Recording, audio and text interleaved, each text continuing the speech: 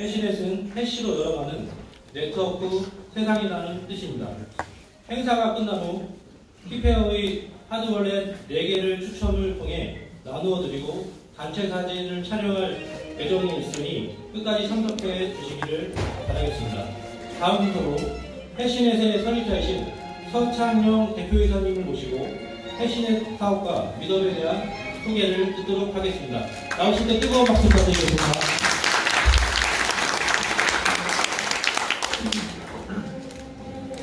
네, 바쁘신 가운데 이렇게 많이 참석해 주셔서 감사를 드립니다.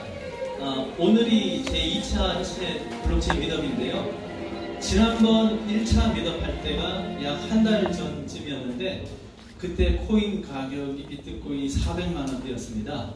근데 이제 오늘은 600만 원 탁 이렇게 올라갔어요. 그래서 무려 한 달 사이에 코인 가격이 50%나 올라갔습니다. 그래서 코인 가격이 오르는 게 꼭 좋은지 내리는 게 좋은지 모르겠습니다만 전반적인 이제 업계 분위기가 좀 활성화되는 데는 도움이 되지 않을까 이제 이렇게 생각을 하고 있습니다.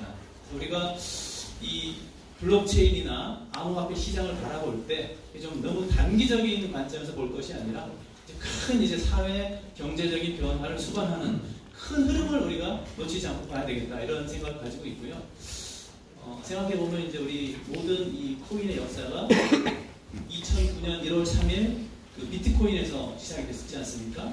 하지만 그 전에도 아시겠지만 사이버펑크라는 운동이 있었습니다. 1993년에 에릭 휴즈라는 미국의 교수가 사이버펑크 선언문을 발표했어요. 그걸 이제 한국어로 제가 최초로 번역을 했었는데 거기 보면 사이버펑크's write code 이런 말이 나옵니다. 우리 사이버펑크는 코드를 쓴다. 아주 명문장이거든요. 말로 떠드는 게 아니라 직접 우리의 꿈을 실현할 수 있는 코드를 만들겠다. 사이버펑크는 사이버펑크라는 그 매트릭스 영화 아시죠? 그런 데서 나온 건데 어떤 이 거대한 정부, 조직, 글로벌 대기업들이 꽉 짜여진 이 시스템 하에서 우리가 이 암호라는 사이퍼를 이용해서 이 시스템을 바꿔보자. 이런 것이 이제 사이버펑크의 철학이고요. 그 철학을 구현하기 위해서 1993년부터 2008년까지도 계속 코드를 썼지만 이렇다 할 결과물이 없었습니다. 그러다가 마침내 이제 2008년 10월 31일에 사토시 나카모토라는 가명을 쓰는 천재에 의해서 드디어 이제 우리 역사가 시작된 거 아니겠습니까? 그리고 1월 3일날 실제로 첫 번째 제네시스 블록을 이제 만들었고 그러면서 이제 시작이 됐는데 오늘 오신 분들의 이제 업계 관계자분도 많으시고 또 투자 의향이 있으신 분도 있고 다양한 분들이 계신데요. 저는 개인적으로 크게 3단계를 거치고 있다고 봅니다. 이 큰 흐름이 한 10여 년의 흐름이 3단계를 거치고 있다고 보는데 첫 번째 단계는 채굴하는 사람이 돈을 버는 단계였던 것 같아요. 이게 무슨 말이냐? 사토시 나카모토는 아마 개인이거나 소수 집단인데 이 사람들이 전체 이 노드를 운영할 수 있는 네트워크를 구성할 만한 자금이 없었던 것 같아요. 그래서 그런 네트워크 시스템을 선의로 제공해주는 사람들에게 어떤 보상으로서 코인을 지급하기 시작했는데 그게 이제 채굴 산업이 활성화된 계기가 되지 않습니까? 그래서 어떻게 됐어요? 제 주변에도 채굴해서 1억 2억 번 사람은 부지기수로 많고요. 그리고 제일 유명한 중국의 비트메인, 우지란, 그죠? 우지란, 그리고 잔커탄, 길거리 캐스팅에서 유명하죠, 둘이. 그래서 공동 창업을 해가지고 수조 원대의 기업을 일궈냈습니다. 문제는 채굴에서 돈 벌었다는 말을 듣고 너도 나도 채굴에 뛰어들었을 때는 이미 늦었고 채굴에서 다 지금 기계들이 홍수에 떠내려올 정도로 인기가 없습니다. 첫 번째 수익 모델은 채굴이었고 그것은 끝났습니다. 그죠? 두 번째 수익 모델은 뭐냐?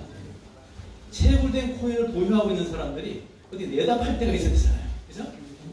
그래서 거래소가 이제 활성화되고 아시겠지만 2009년에 사토시 나카모토가 그 첫 제네시스 블록을 만들고 불과 1년 만에 마운트 복스라는 세계 최초의 이제 비트코인 거래소가 생겨났는데 이게 해킹으로 파산하기도 했지만 어쨌든 그로부터 많은 거래소들이 생겨났고요. 저희가 사실은 2017년에 한국의 빗썸이라는 업체를 눈여겨보고 있었어요. 직원이 30명도 안 된 작은 회사인데 그때 찾아가서 뭔가를 좀 제휴를 했어야 되는데 야 이게 무슨 돈이 될까? 코인이 돈이 맞아? 이러다가 기회를 놓쳤더니 어느새 그 30명도 안 되는 작은 회사가 300명이 됐죠. 매출을 조 단위로 하죠. 그걸 본 업비트라는 회사가 불과 또 한 2달 만에 프로그램 개발해가지고 조 단위의 회사를 만들었습니다. 거래소 하는 회사들이 다 돈을 버는 게 2단계였던 것 같아요.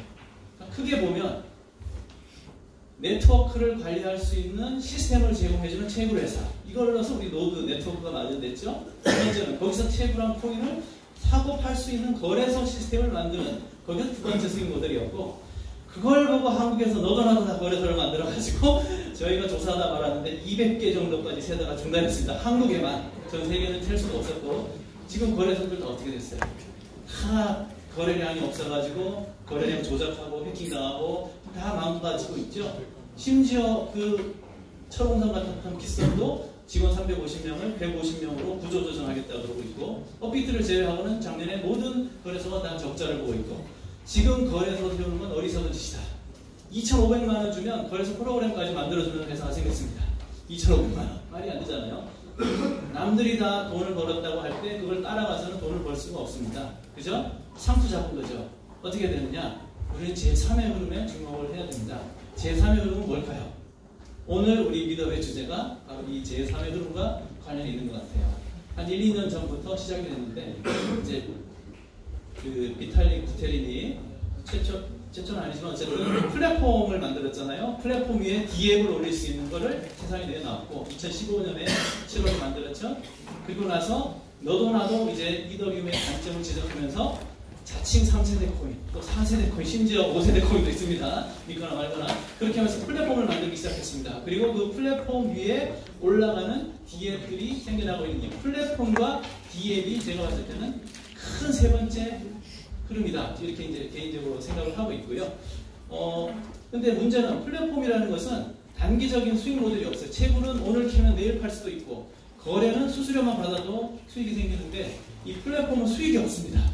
리눅스나 윈도우즈 같은 운영체제에 해당하기 때문에. 그래서 이 사람들이 아이디어를 낸 것이 결국은 뭐겠어요? ICO를 통해서 막대한 돈을 끌어들여서 그걸로 미래의 수익을 약속하면서 투자자들을 유치한 것이고, 그 투자자들은 미래에 기다리지 않고 바로 현금화하면서 각종 부작용이 생겨나고, 그 소식을 듣고 너도 나도 다 ICO를 해서 뒤늦게 ICO 들어간 사람들은 또 너무 상당한 손실을 보고, 그래서 정부가 나서서 ICO는 다 금지하고, 중국도 금지하고 한국도 금지하고, 큰 흐름이 이렇습니다. 그래서 큰 흐름을 보면 채굴을 거쳐서 거래를 거쳐서 그 다음 3단계로 이제 플랫폼과 DM의 시대로 지금 오고 있는 중인데, 먼저 시작한 플랫폼들은 ICO로 성공을 했지만 뒤늦게 나온 플랫폼들은 솔직히 말해서 성공하기 어렵습니다. 운영체제가 몇 가지가 왜 필요하죠? 우리가 한 가지나 두세 가지면 충분합니다. 그래서 아마 이 플랫폼 시장도 결국은 한 서너 개, 빅3 정도 살아남고 다 정리되지 않을까. 그래서 플랫폼에 투자하시는 분들은 yes or no, all or nothing입니다. 진짜 100배, 1000배 대박이 나거나 빈털터리가 되거나. 좀 안전한 것은 제가 봤을 때 DL입니다. DL. 많은 사용자를 갖고 있기 때문에 하루아침에 망하지도 않고 크게 대박이 안 날 수도 있겠지만 DL이고, 아마 우리 이신혜 대표님도 그런 DL의 필요성 그런 쪽으로 아마 발표해 주실 걸로 생각하는데요. 해시디의 김서준 대표는 게임 DL이다. 게임으로 오려는다. 그러면서 게임 조직을 엄청 늘렸다고 들었고, 어쨌든 뭐 게임은 대한민국이 워낙 강국이니까 잘할 수 있죠. 어쨌든 그런 DF과 그리고 그 DF를 운영할 수 있게 해주는 플랫폼 중에 최고의 위너들, 이런 데 좀 우리가 관심을 가져야 되지 않을까 이렇게 생각이 들고요. 오늘 우리 발표하시는 업체들도 보면 테조스는 그 속도라든지 모든 면에서 또 파비 알고리즘 자체가 어떤 하드포크를 필요 없게 만드는 그런 뛰어난 기능을 갖고 있기 때문에 플랫폼으로서 눈여겨볼 업체라서 저희가 섭외를 해서 오늘 모셨고, 그 다음에 D앱들이 좀 있죠. 우리 그 메모랩은 아마 처음 들어보시는 분들 상당히 많으실 텐데, 콘텐츠 거래 쪽의 D앱입니다. 좀 눈여겨보셨으면 좋겠고, 또 그런 것들을 해주는 우리 이제 비트코인 거래소까지 저희가 이렇게 세 업체를 모시고 큰 흐름을 이신혜 대표가, 그리고 나머지 세 업체가 각자 같은 주제를 발표하는 거, 이렇게 한번 행사를 꾸며봤습니다. 그래서 이제 얘기가 길었는데요. 바쁘신 와중에 이렇게 다 참석해 주셔서 정말 감사드리고, 오늘 미더비 많은 관심 속에서 성공적으로 진행됐으면 좋겠습니다. 네,